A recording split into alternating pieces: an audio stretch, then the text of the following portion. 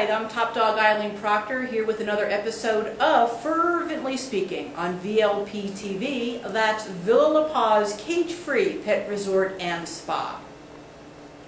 Parents, there is no question, every one of your dogs is adorable. But you have to admit, some of them are just downright odorable. Yeah, that's right. They have a smell that you just can't figure out where it's coming from. And tonight we're going to make sure that you understand some of the causes from head to tail and how you might be able to take care of them once and for all. All right, let's talk first. What is the most common cause of doggy odor? Well, it's obvious that your dog rolls in something that they find interesting or attractive to them. And normally that is something that doesn't smell very good. Now, why do they do that?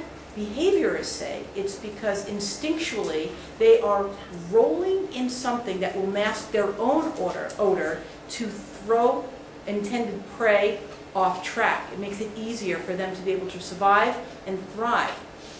Well, another way is that they get sprayed by a skunk. I don't know if any of you have ever had that problem, but oh my goodness, if you've had it once, you never want it to happen again. Well, that will cause a dog to smell not just initially, but for days and weeks and months on end.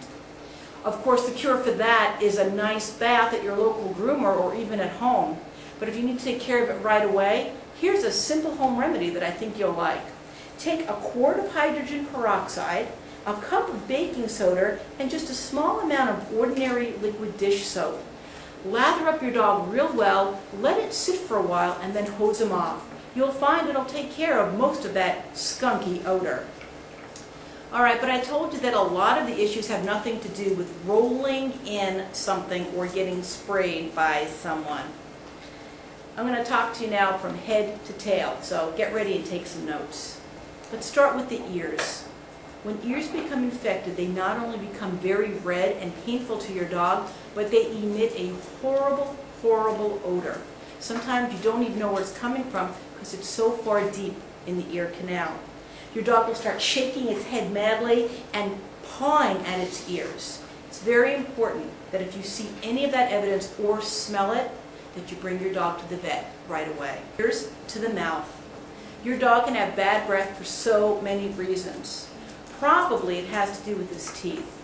We've discussed in previous episodes of Hair of the Dog on VLP TV how important it is for your dog to have regular dental checkups.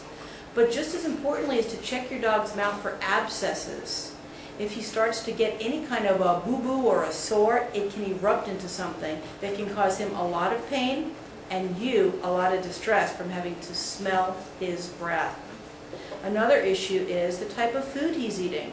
If your dog, in fact, does not digest certain foods well, it can be emitted through his mouth. And if you've ever smelled a dog who has belched up something that did not agree with him, you'll know exactly what I mean. So diseased teeth and gums, not being able to digest the food properly, these are all odors that seem to emanate from the mouth, and everything can be taken care of by a trip to your veterinarian. Moving down your dog, let's just talk about skin in general. Especially people who allow their dogs to swim with their collars on, bacteria starts to form on your dog, and that is a very pungent odor. You really want to make sure that those yeast or bacteria infections are kept minimal by taking your dog's collar off if he swims and hosing him down after he's had a little dip in the pool or in the lake. Also, open wounds can be a source of bad odor. If you see that your dog has skin allergies and is scratching a lot, make sure that you check the site where in fact he's doing the digging on his own skin.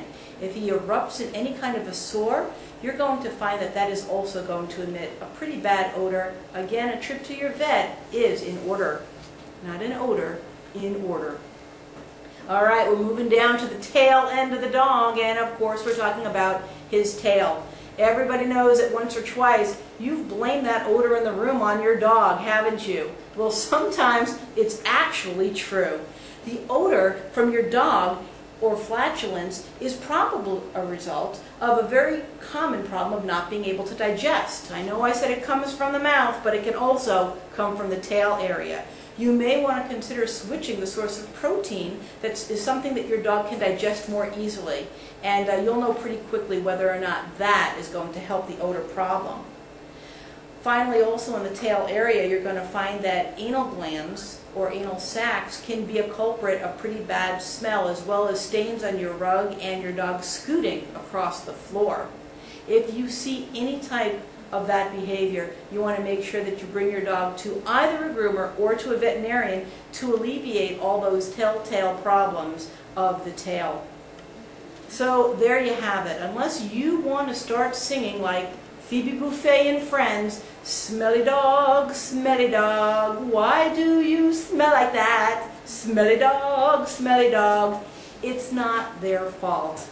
Taking care and paying close attention to some of these very easy areas of your dog are going to help you breathe a lot easier. I'm the top dog, Eileen Proctor, and this has been Fervently Speaking on VLP TV.